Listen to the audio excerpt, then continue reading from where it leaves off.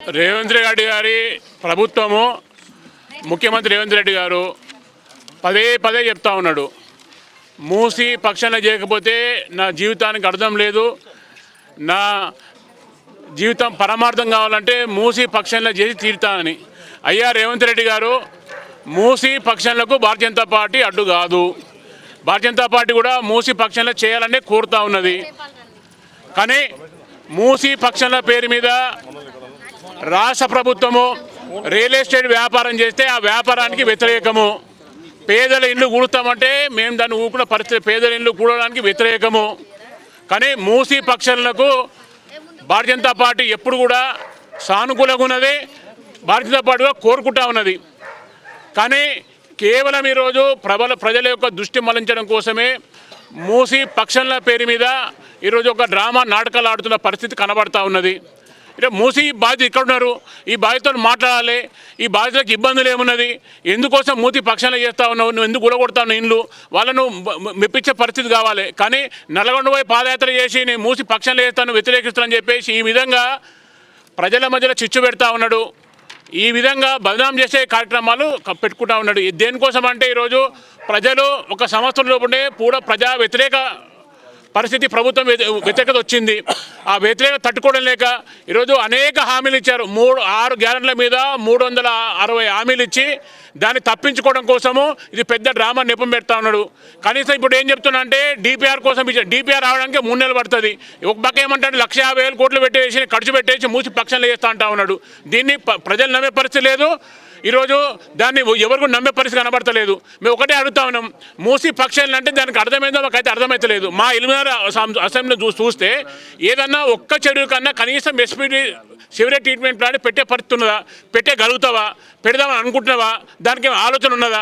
ఇప్పుడు మూసి పక్షాలు అంటే మూసిలో వచ్చే నీళ్లను, వ్యర్థ నీళ్ళని అయితే ఇప్పుడు కాలుష్యం వస్తూ ఉన్నది, అనేక పరిశ్రమల నుంచి కాలుష్యం విషం నీళ్ళు వస్తూ ఉన్నది, అదేవిధంగా డ్రైనేజీలు కలుస్తూ ఉన్నది. నువ్వు ఎక్కడి నుంచి ఏ విధంగా చేయబోతా ఉన్నావు? అదేం చెప్పకుండా ముందు కూలుస్తా అని చెప్పేసి ఒక పక్క ఆర్బీఎస్ అని, ఒక పక్క ఎఫ్టీఎల్ అని, ఒక పక్కనేమో బఫర్ జోన్ అని చెప్పేసి ఈ విధంగా ప్రజలను భయాందోళన పెడతా ఉన్నాడు.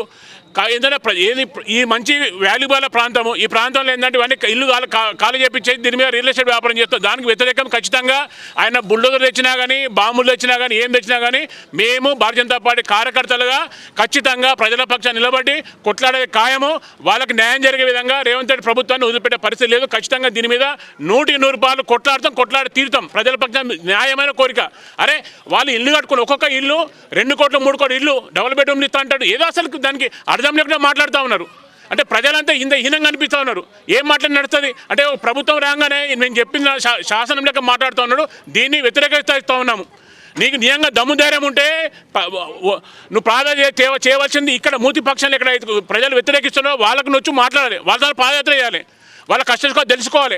దేనికి వ్యతిరేకిస్తూ ఉన్నారు, దేనికి వాళ్ళు కాల్ చేయలేకపోతా ఉన్నారు, ఆ ఇల్లు విలువ ఉంది, దాని మీద విలువతో ఎంత అనుబంధం కూడుకున్నది. అరే దశాబ్దాల కాలం నుంచి ఇల్లు కట్టుకొని పైసలు కూడా ఇల్లు కట్టుకొని రాత్రి కూడగొట్టేస్తారు మీరు ఓడించి అంటే ఏమర్థం ఉంది? ఎందుకు పర్మిషన్ ఇచ్చారు, ఎందుకు రోడ్లు వేసారు, ఎందుకు నల్ల కనెక్షన్ ఇచ్చారు, ఎందుకు వాటర్ కనెక్షన్ ఇచ్చారు, ఎందుకు ఇన్ఫ్రాస్ట్రక్చర్ ఇచ్చారు, వాళ్ళకి ఎందుకు పర్మిషన్ ఇచ్చారు, ఎందుకు జిహెచ్ఎంసీ వాళ్ళు మున్సిపల్ ట్యాక్స్ వసూలు చేస్తూ ఉన్నారు? ఆ విషయం చెప్పండి ఫస్ట్ మీరు.